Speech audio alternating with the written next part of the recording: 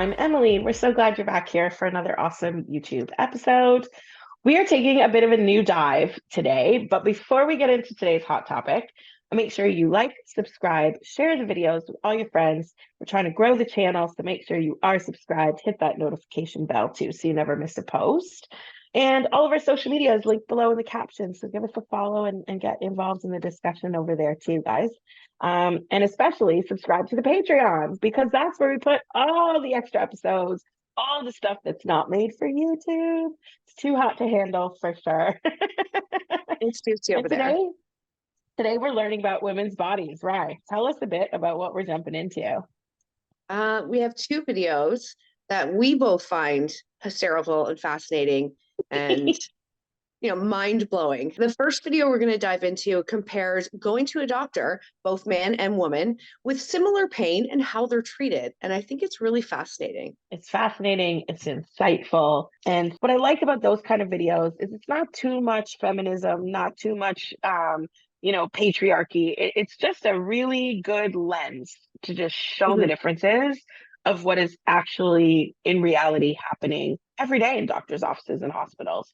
It's a real thing amongst believing men or believing women on their pain, acknowledging and treating it properly, even more so for people of color. For some reason, there's a racist assumption there that they can tolerate more pain than everyone else. And what I enjoy the most between both the videos we're going to react to today is the fact that women are beasts. We are champions. Our pain tolerance is off the charts. And it can be a pro and a con depending on the situation that you're in. But kudos to women all around. We love them. We are them. We raise them. And we come from them. And so I think the empathy here will grow. And I hope it's a little bit of a learning thing for men too, because I think empathy helps everybody in the world go around. So are you ready to jump into this first video? Hey, let's do it. So my husband told me something last night that blew my mind. And you guys, my children are 3 years old. What is this? He told me that he went to the doctor and the doctor asked him if he had any concerns. And he was like, yeah, I was super tired. And I feel like I just don't have the energy that I used to. I used to get up at 5, 6 o'clock in the morning and work out. And I have no energy to do that anymore. And the doctor said, well, let me run some sleep apnea tests. Let's run some tests. Let's see what's wrong with you, right? And I was like, when I went to my doctor, she asked me if I had any concerns. And I said, yeah, I am in chronic pain. I'm tired. I have no energy. I have no libido. I have pain when I have sexy time. And I just feel so run down and defeated. And she goes, welcome to motherhood.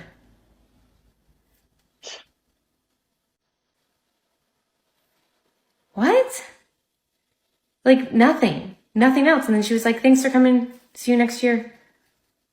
And that was it. That was it. Come to find out, I had 2 infections that I've had since my daughters are born that you can get when you have a C-section. So for 3 years, I've been walking around with an infection in my uterus. She didn't catch it. My endocrinologist caught it in July. I'm like, guys, we can't just say welcome to motherhood to women when they complain about being tired and being in chronic pain and having no libido. Like, we've got to do better. We need to do better. My husband said he was tired, and this man said, let's run some sleep apnea tests. I said I was tired plus much more, and she said, welcome to motherhood. Like, why do we treat women like this? Just expect it. If you're a mom, then you should be in chronic pain. You should be tired all the time. So why isn't there anesthesia or sedation for gynecological procedures like having an IUD placed or a colposcopy, things that happen in an outpatient clinic? So in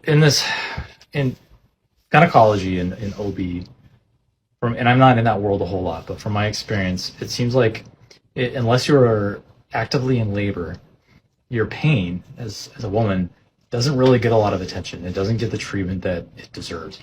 I don't know why that is. I believe that it's likely due to patriarchy and misogyny in medicine that is still pervasive today.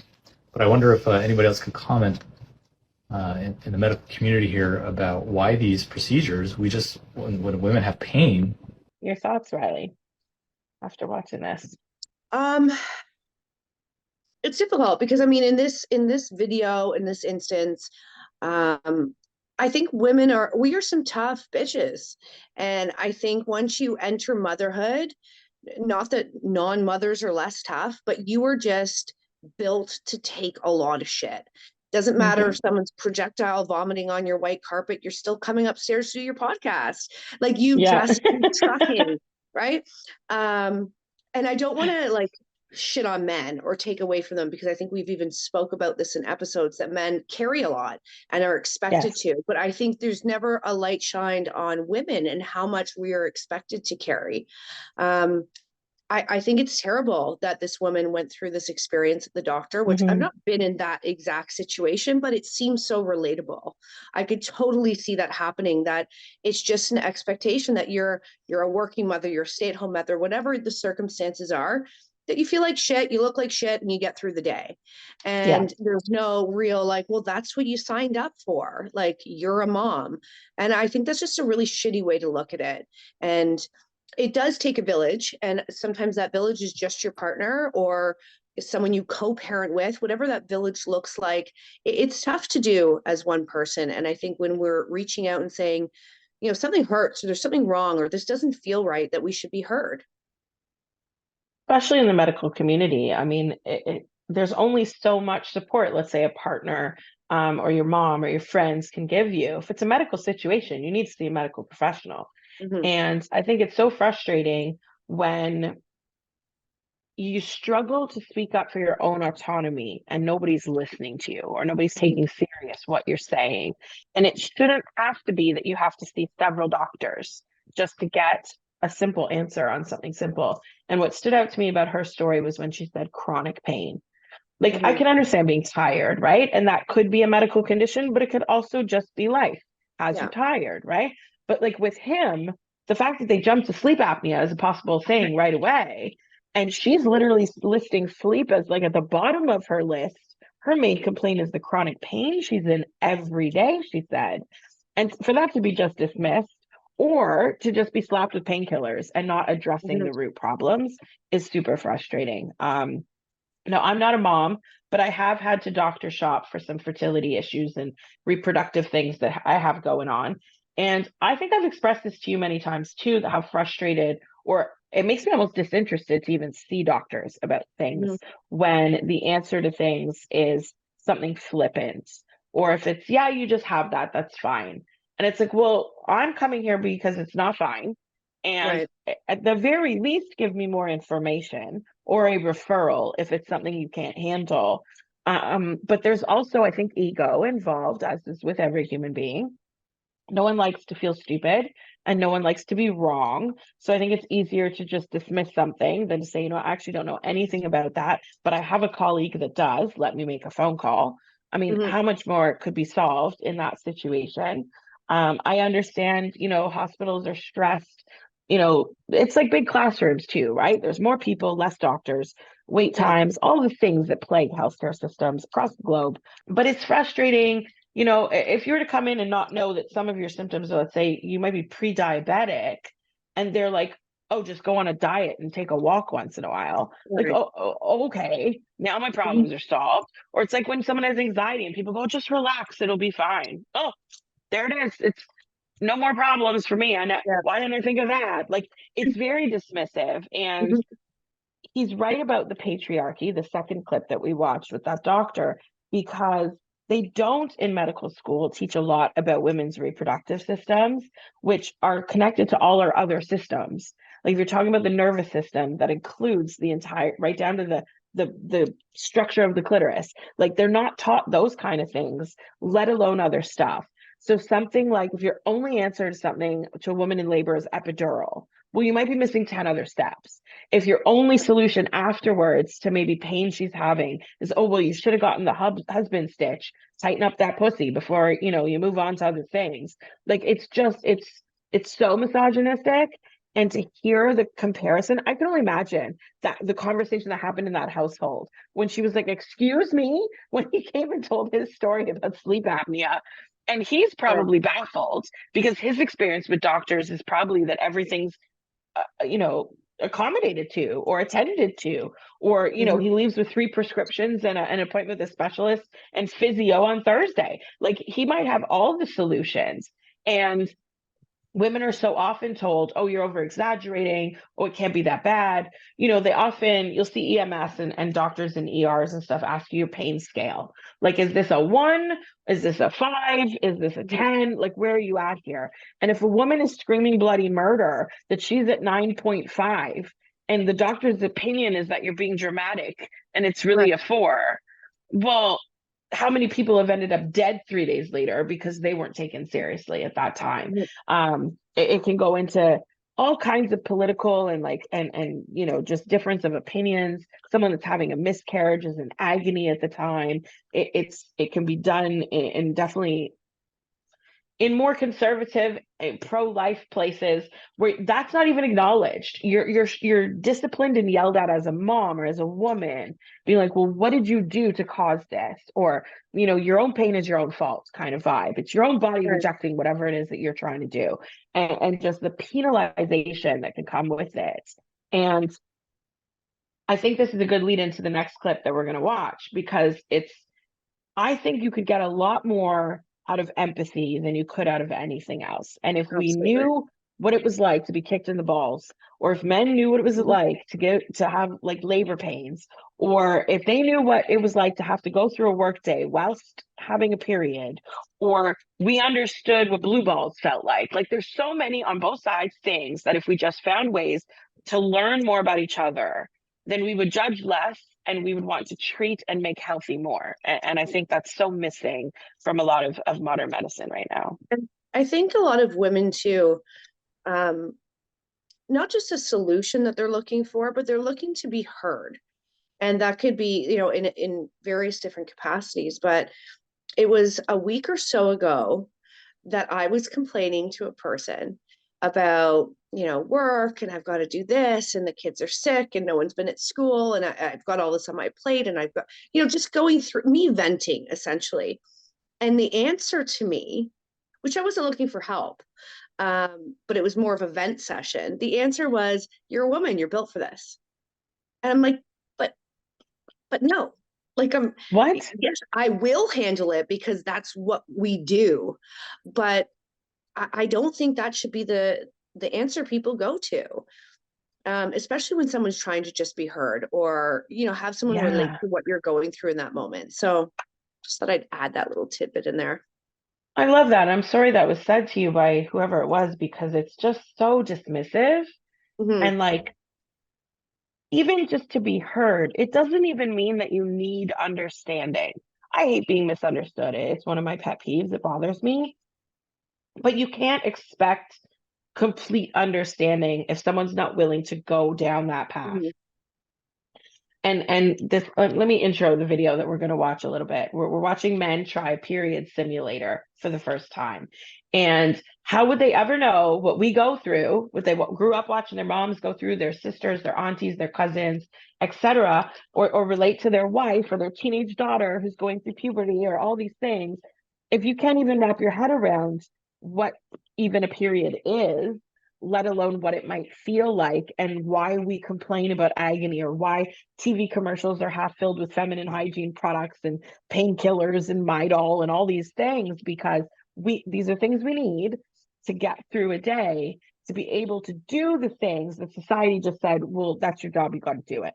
Hmm. And so once someone is willing to learn a little bit, well, then even if it's not exactly what a person goes through, because these simulators can only simulate so accurately, but if it's even close, you develop a bit of empathy. And that maybe not everyone has access to a period simulator, but a conversation is at the very least what should happen. And I think it's fair as a listener, as an active listener, to say, "You know what? I can't relate to what you just told me at all. I've never had an experience like that. But tell me more, because I want to understand."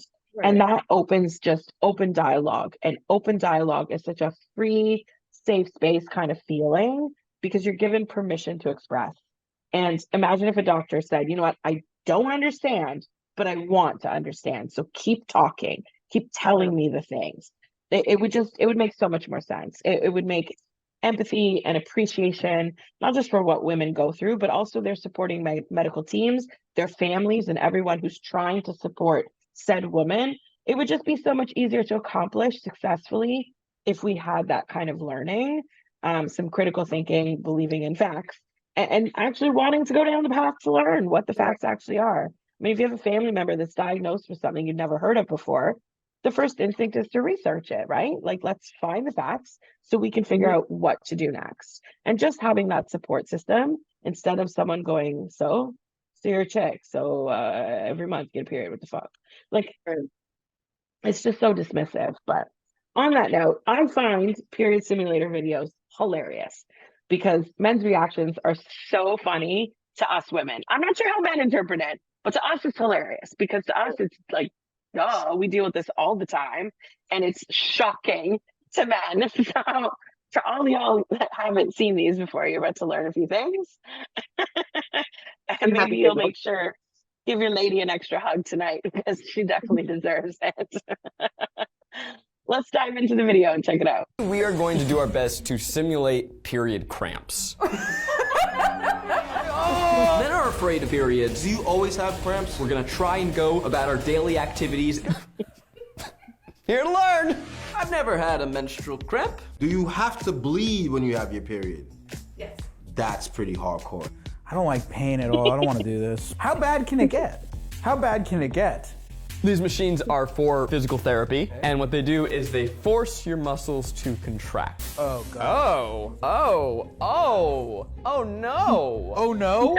Oh, no. Really? That's low level? Oh! Yo! Where are we at? This is level 4 on the front and back. No way. Low level? It feels like I'm being stabbed by knives. You're shaking. Oh, I'm shaking a lot. Look at his belly go. Huh. If I had to deal with this all day, I'd be f***ing upset. For days?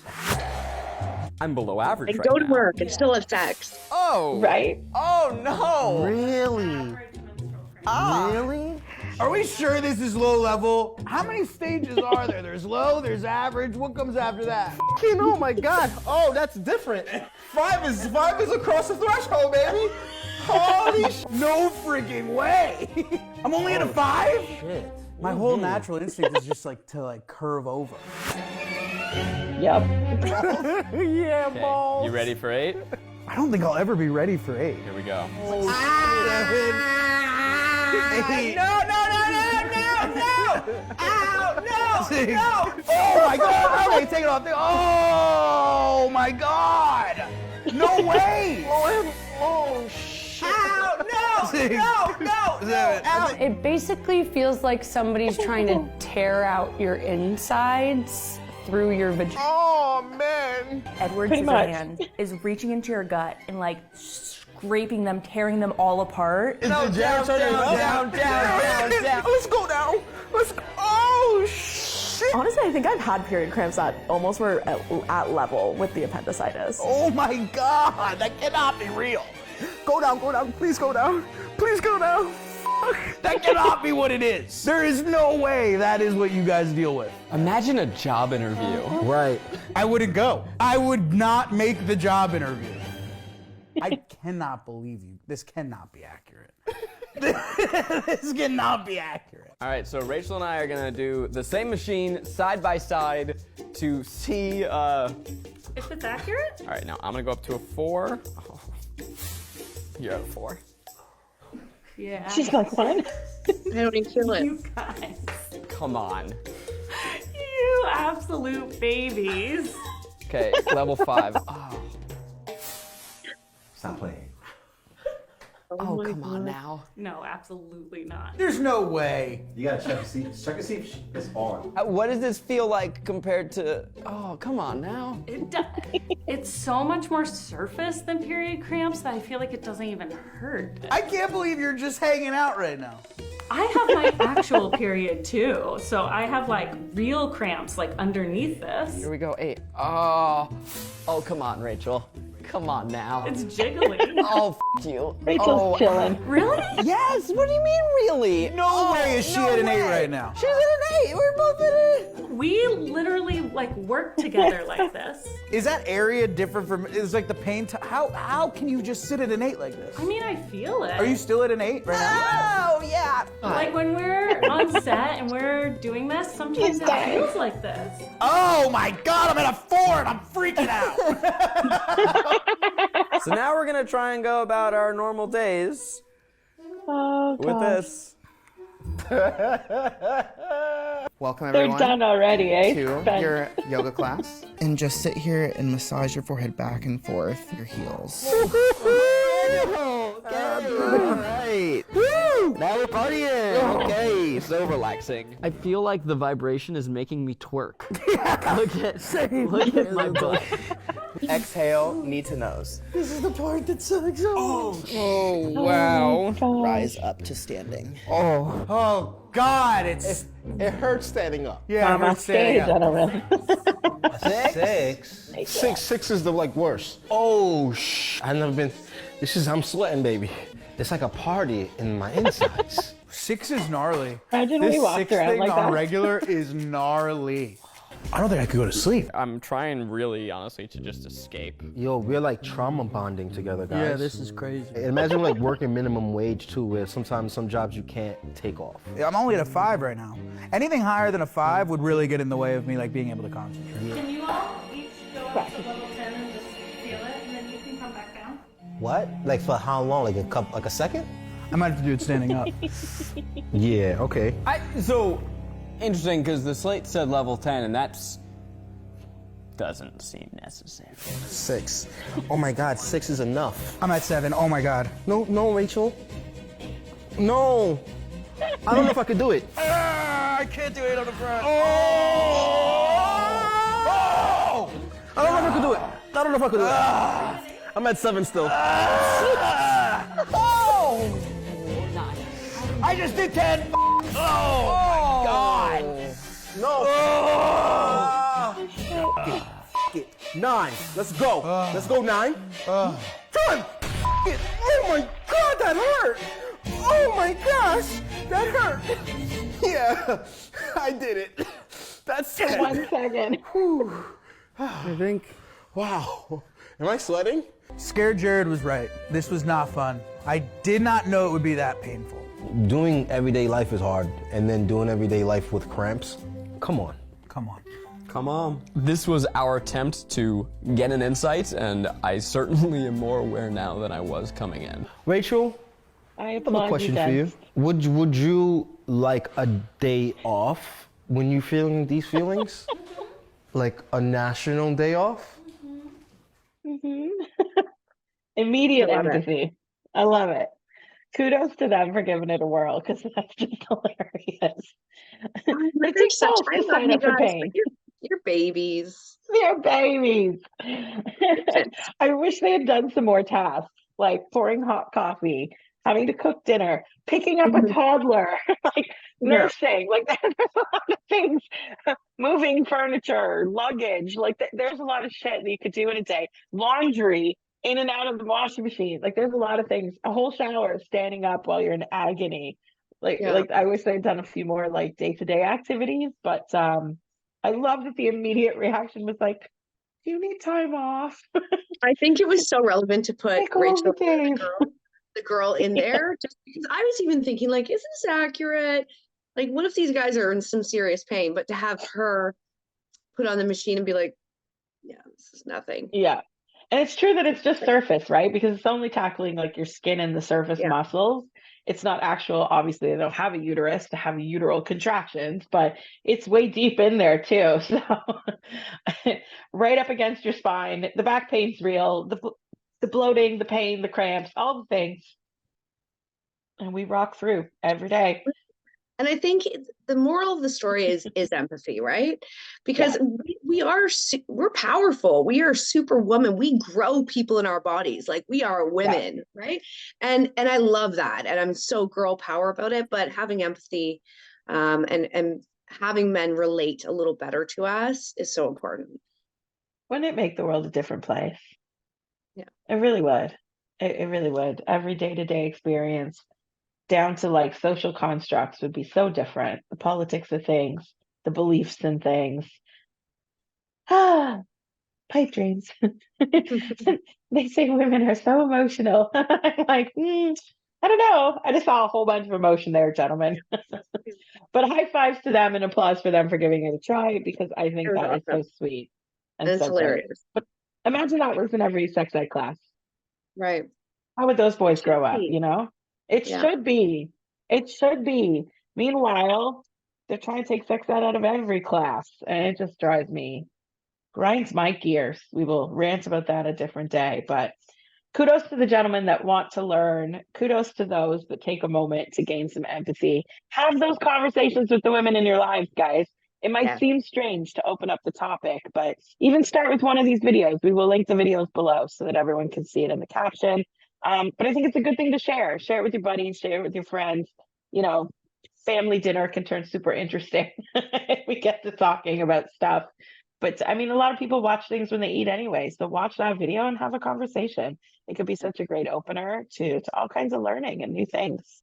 Yeah. Well, thanks guys for joining us on yet another episode of Muse on the Mic and all the things we learned today about women's bodies. I think we're going to do a bunch more of this stuff because the people need to know.